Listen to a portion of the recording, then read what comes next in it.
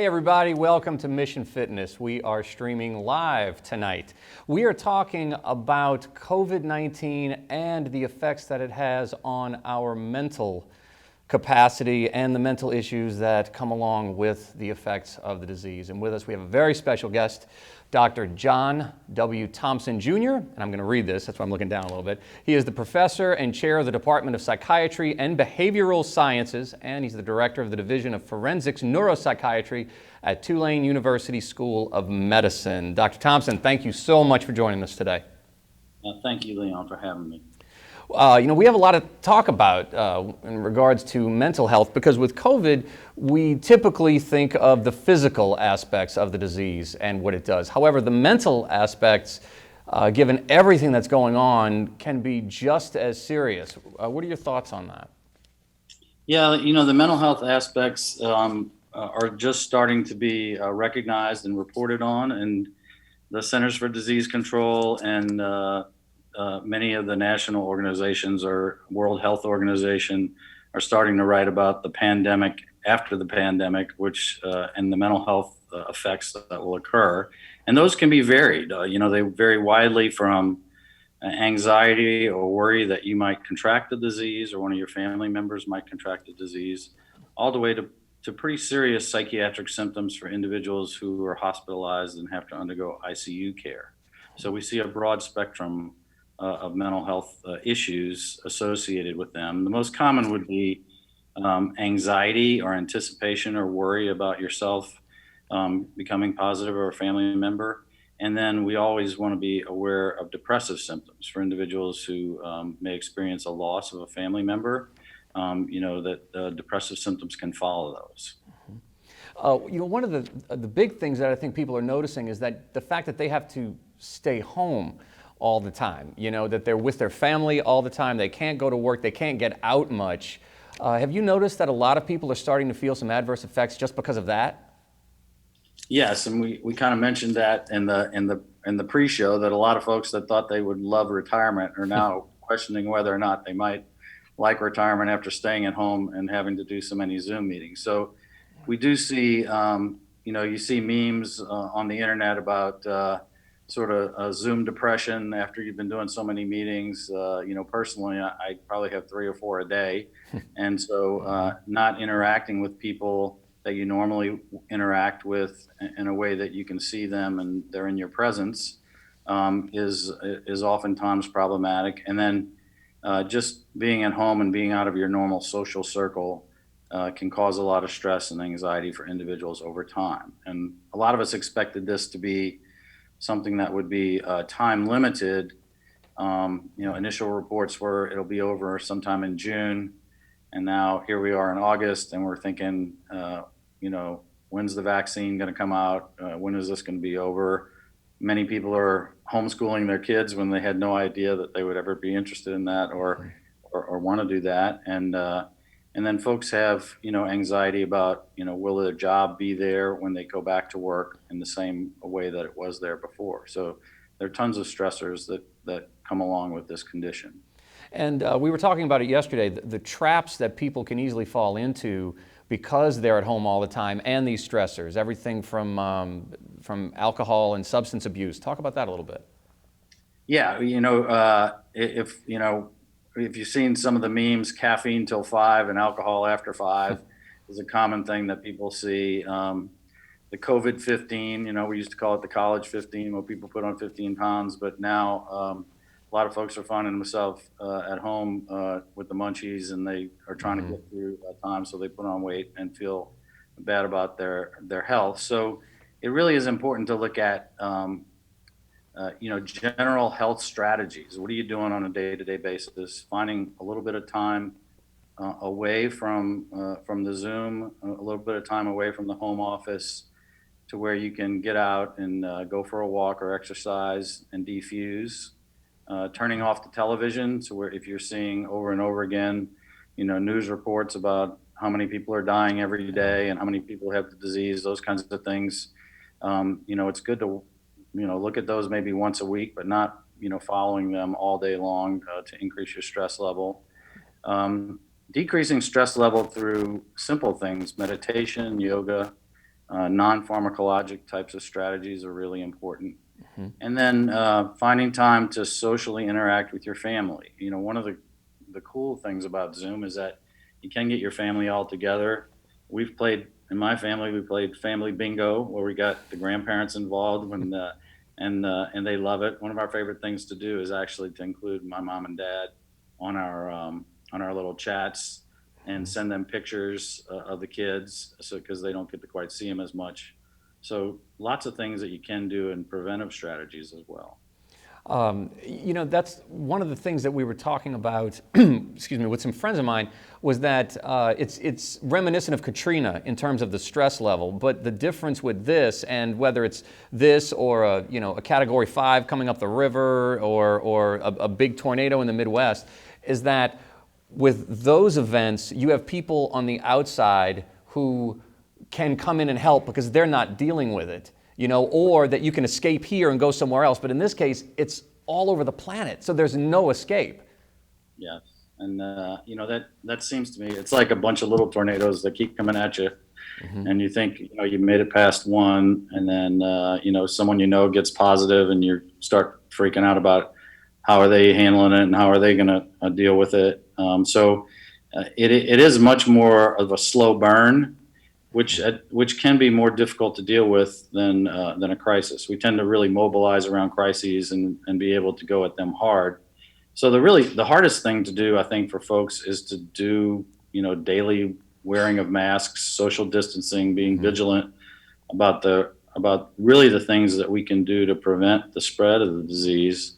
It's hard to keep those going. We find people are really good at it for a while, and then they just go, okay, I can't take this anymore. I got to go to a party. We saw that in New Orleans with everybody kind of rushing back to the bars. We had to kind of cut back on the bar activity. So really, it is hard to do these kinds of things where it's a marathon and not just a race to the end. What do you think are some of the signs to look for? I mean, we all battle the day-to-day doldrums, because we're all dealing with this. But are there any particular signs that we should look for in ourselves or in other people when it seems like people are just going a little bit beyond the normal day-to-day, kind of down in the dumps? What should we look for? Well, as psychiatrists and psychologists and counselors that deal with mental health, there are cardinal symptoms of depression, and depression is probably one of the most common problems. So people who have a hard time falling asleep at night, or they find themselves repeatedly waking up at 2:30 or 3 o'clock, and the clock always says that time, they can't seem to get back to sleep. Sleep problems.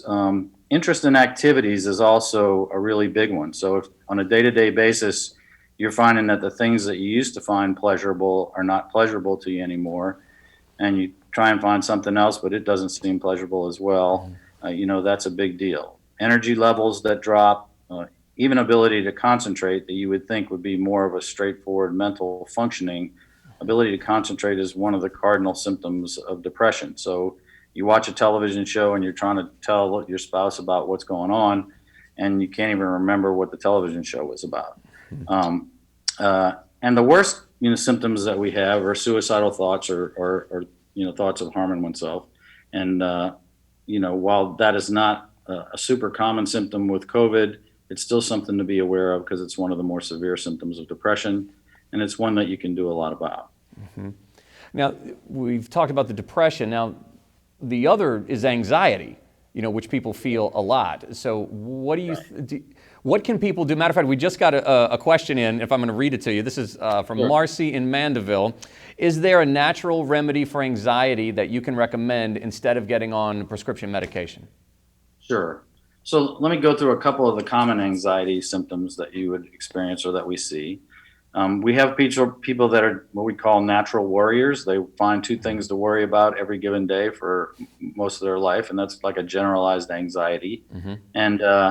And then we may find people that are anxious or have fearful and panic type symptoms where they get short of breath or they feel like their heart's pounding in their chest and those kinds of things. And what usually happens in anxiety is people are anticipating something that's going to happen that might be worse than what it actually is. So you get positive and you think, well, I'm definitely going to die from this because I'm 60 and I've got high blood pressure, right? When really the number of people that pass away from disorder is decreasing over time, and we're getting much better at treatment. Common types of remedies that I really prefer are called mindfulness therapies. And there's a whole host of therapies that fall under that category that don't have to deal with medications. The simplest one is deep breathing exercises, where you just take your time and concentrate on your breathing. You take in a deep breath, count for 4 seconds, hold it for 4 seconds, and then blow it out for 4 seconds. Mm-hmm. And almost anybody who does that and repeats it 5 or 10 times will find that their anxiety level drops. It's sort of one of the big components of yoga. So when you're doing the yoga poses, you're also focusing on how do you concentrate your breathing, because the breathing helps you to relax. So the breathing and yoga meditation type exercises, either transcendental meditation or simple meditation apps. There's lots of meditation apps you can pull up, and they'll walk you through the process of how to do that, are all easy. And there are over-the-counter sort of herbal teas and those kinds of things that help with anxiety as well. And then you bridge into some of the more natural remedies. The most important thing I think folks can do is to really make sure that when you have a natural remedy that you're looking at, that you make sure there's a study to back that natural remedy. It's not just something that someone popped on the internet and said, yeah, do this and we'll give it a try. All the way into medications that we use, like ones that are non-addicting, like Buspar, all the way to some of the medications that are benzodiazepines for anxiety you can use. So there's a whole spectrum of treatments for anxiety. All the antidepressants are very good for anxiety as long as you take them daily for 4 to 6 weeks. Most people have a reduction in their symptoms. So there's lots of treatments out there for folks to use. So how does a person know if it's time to seek professional help? I think when the anxiety becomes incapacitating, is it part of what your normal day is difficult to get through. So you have, your list of things that you have to do. You find you're having a difficult time just getting on a Zoom meeting because it's making you so anxious you can't click on to get on it. The kinds of things that disrupt your daily activities. Usually if you're spending more than an hour worrying a day, it's good to start seeking professional help for that, either through counseling or through yoga meditation, or perhaps seeing someone like a psychiatrist who can help you with medication management. Yeah. Tying into that, one of the things that we had talked about yesterday that I found, it seems so simple, but it's so true, about self-control. This is one of the things that in this situation, we see some people believe, and I do too, it feels like that we've lost control, that we have nothing in our lives that we can control, and that adds to the depression or the anxiety. Can you talk about that a little bit? Sure. I mean, it's sort of, I always tell people life is kind of like a battle against entropy, right? Entropy is the force that makes everything disorganized, and we're always trying to fight to keep everything organized. And for those of us that, are really big into control, this kind of thing makes you feel totally out of control because, it's a virus, and we find that we're blaming other people for, giving us the virus, or, when you get a cold, you're always looking for who gave me the cold, right? Right. But really it's a virus, and it's very easily transmitted. So I like to look for simple things to do to help control. If you're at home and you feel like you're losing control, pick a quarter of your closet and organize it, throw away some of the stuff that you don't need or you've been wanting to throw away for years, but you haven't had time to do. So you pick little things around the house that you can do that give you some sense of control and accomplishment. When there's really a big task that is uncontrollable, little tasks that show you that, hey, I am in control. My blue shirts are on the left of the closet, my red shirt's on the right of the closet. I've done that. I've done a task. Pat yourself on the back and find something else to do. So, those are the easy things that you can do to try and deal with it. If you're really finding that you're obsessing and compulsing about things, then you probably do need to seek professional help for that. Yeah, I mean, it's kind of amazing what you just said. That sometimes the simplest things that we do, even if you don't realize it at the moment, it's like, oh, that kind of made me feel good that I was able to do that, just to get that little bit of normalcy, that little bit of control back. Yes. I mean, as psychiatrists, oftentimes it takes a long time for us to get somebody better by the time they come to see us. And so, part of our own mental health on the side is, if I build a little wooden box, in my woodworking shop, it makes me feel good. And I feel better and I accomplish it and I can look at it and say, oh yeah, I accomplished that. It's something I can see rather than, maybe waiting 2 or 3 years for one of my patients to get better if they have a really serious condition. So, we all have to find those little things that give us back our control. We have another question, and this is from Michael in Shreveport, and he would like to know if a person already has an existing condition such as PTSD or ADHD, can COVID make it worse in terms of anxiety and depression? Yeah, no doubt about it. I mean, we call them psychosocial stressors in life. Everybody has different kinds, and they can be economic, they can be interpersonal in family relationships, and oftentimes people with post-traumatic stress disorder, particularly veterans, have difficulties interacting with families, and sometimes they want to be kind of by themselves, and it's difficult sometimes for them to interact. So the stress of the family being together and having to homeschool kids and doing all the things that you have to do in COVID can exacerbate those kinds of symptoms. And they can, as we talked about, if you're having anxiety disorder where control is a big issue and you feel like you can't control the disease, it can make them worse. So we need to be sensitive to that as well. Those individuals that already have pre-existing conditions, and then the stress of the COVID sort of exacerbates those conditions or makes those conditions worse. Okay. And just to wrap it up, is there any quick advice that you can give to people who are just, they're not at a level of frustration where they need professional help, but they would just like some kind of silver lining, to get them through this? What would you advise to them mentally to help them get through it?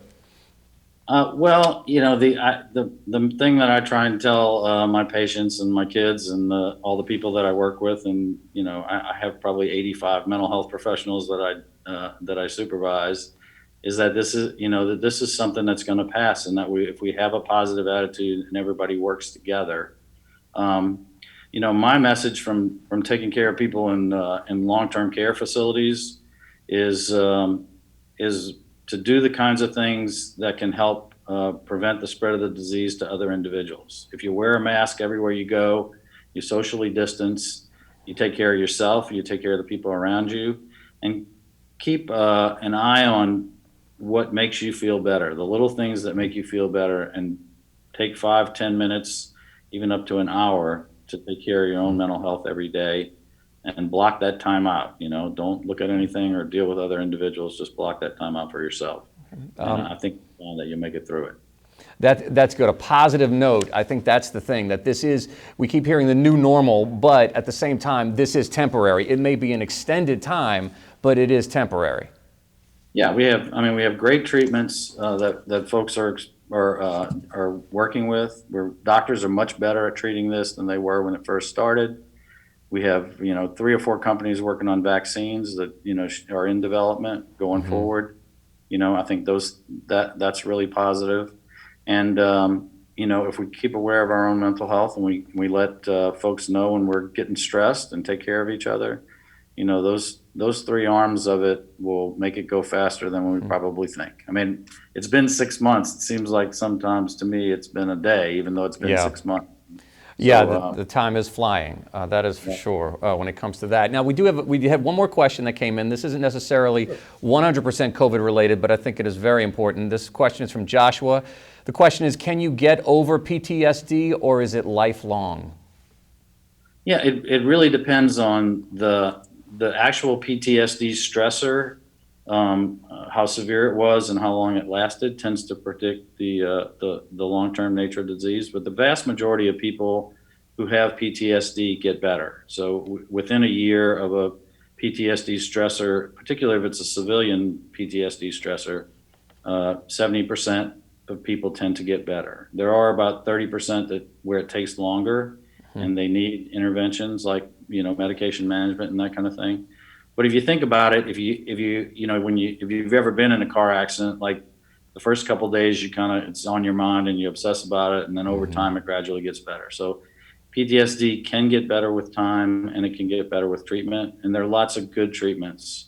Cognitive behavioral therapy, 10 to 12 weeks of really good cognitive behavioral therapy that's focused on the trauma itself and getting past the trauma is very helpful. And both psychotherapy and medication management is quite beneficial for the condition. There are people who do have lifelong chronic post-traumatic stress, but I would say that would be the exception rather than the rule. Okay, well, that's ending it on a positive note. Thank you so much, Dr. Sure. Thompson, for your wisdom and sharing your thoughts and your expertise with us. It is much appreciated. Thank you guys for having me. Absolutely. I hope you can come back and chat with us again. And Will do. to everybody else, thank you for joining us on Mission Fitness. Don't forget to follow us on Facebook and Instagram and subscribe to our YouTube channel. We will see you next time. Thanks for joining us.